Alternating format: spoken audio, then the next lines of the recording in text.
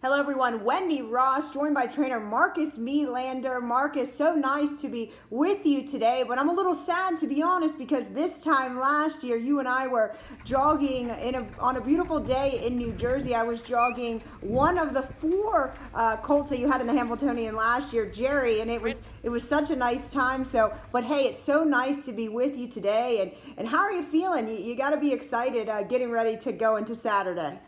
It's going good. It's a little bit more quieter this year with no people here. So yeah, it's quiet. You were getting ready to go into that Hambletonian last year, and you had the 7-5 favorite Green Shoe, and you had some other really nice colts going along with him. So a little bit of pressure last year, and this year you got three nice colts going in as well. Do you feel the same amount of pressure, a little less nervous, and are you? I'm sure you're just excited overall. Like this year, we had a couple. We put four in, three made a final, and they were long shots in the elimination. But they're nice horses.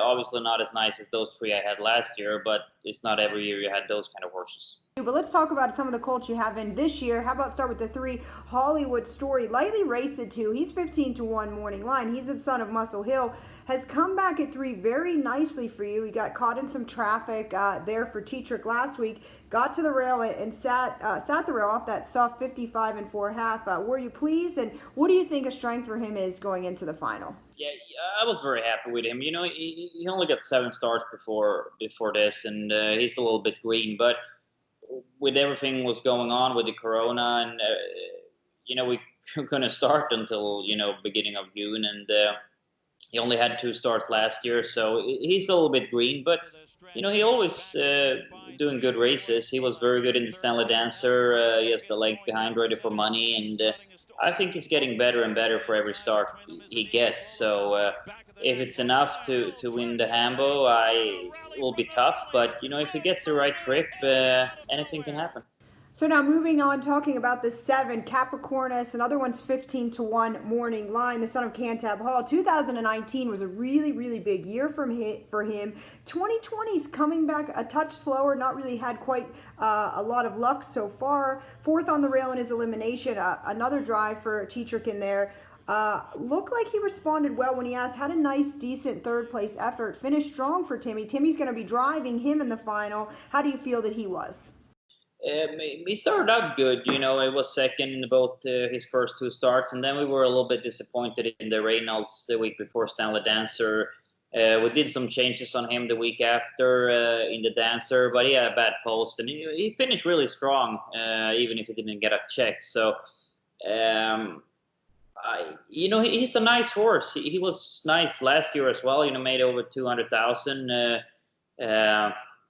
Easy to drive, and he always shows up there. But it's the same with him. Like all my 3 horses, they need the right trip to make some money and have the shots to win. But it's so the 7 hole is maybe not the best for him, but I was very happy with his elimination. He came away after a couple of leading changes there. He sat 4th, and he finished very strong to be 3rd. So I was very happy with him.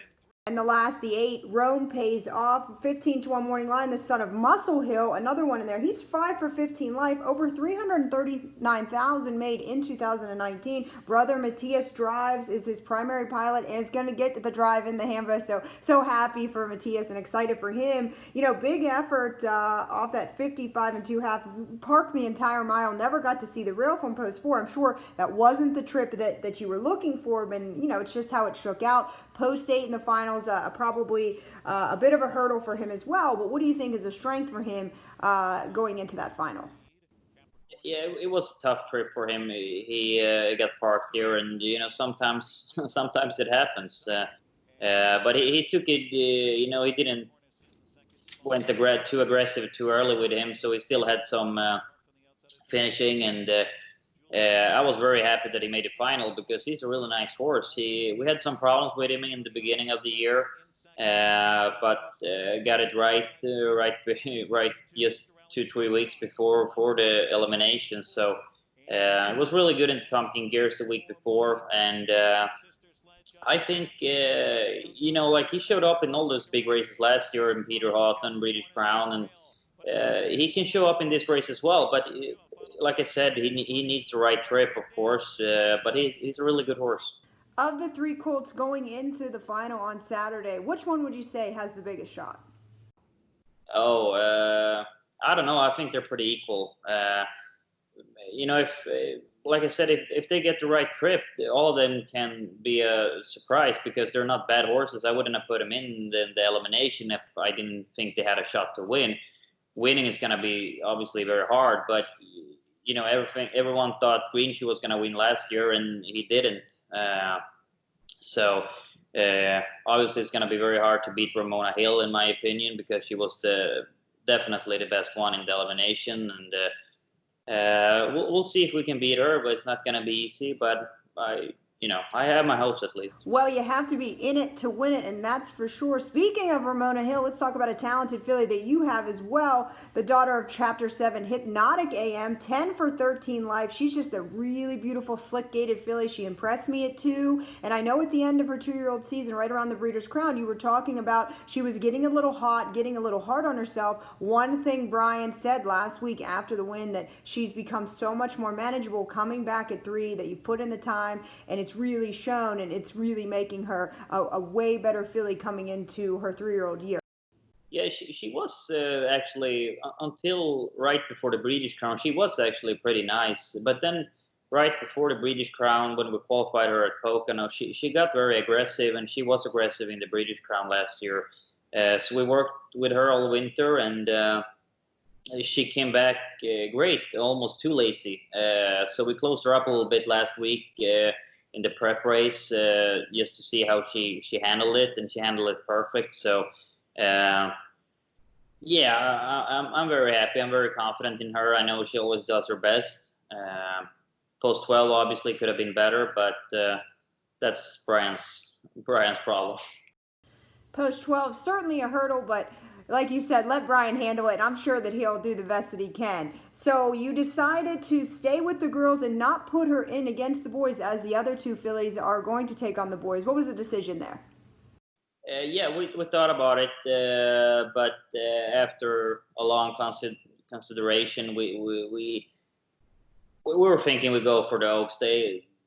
It's some nice fillies. When some of them went to go against the Colts, we said, we stay in the fillies. We still had a couple of Colts that was going in the Hamble. If we didn't have any Colts at all, maybe we would have been different. But we had 4 Colts going in, and the owner had one in there as well. So I think we did the right decision. Saturday is shaping up to be a busy day for you guys, that's for sure. How many do you think you're going to have in total? We probably have 9 horses in. We have 2 in the Jim Doherty, 2 in the Peter Houghton, 3 in the Hambo, 1 in the Oaks, and Jim Pensee is going to race in the Cashman. So we'll have 9. Now, I know it's a family affair out there for you guys, and it's all business through the week as racing comes first, but you all know how to throw a party too and have a good time. But you said it's a little quieter. What are the festivities you guys have on tap for the week? No, it's pretty quiet this year with no Europeans here or whatever, so it's very quiet. Well, Marcus, I'll be rooting for you and the gang as always. Best of luck to you on Saturday. It sounds like you certainly have a busy week ahead of you, and thank you so much for taking the time to sit down with us. And it's always a pleasure to talk to you, and we'll be rooting for you. And I think you're going to have some big shots on Saturday, and we might see some surprises. So thanks again.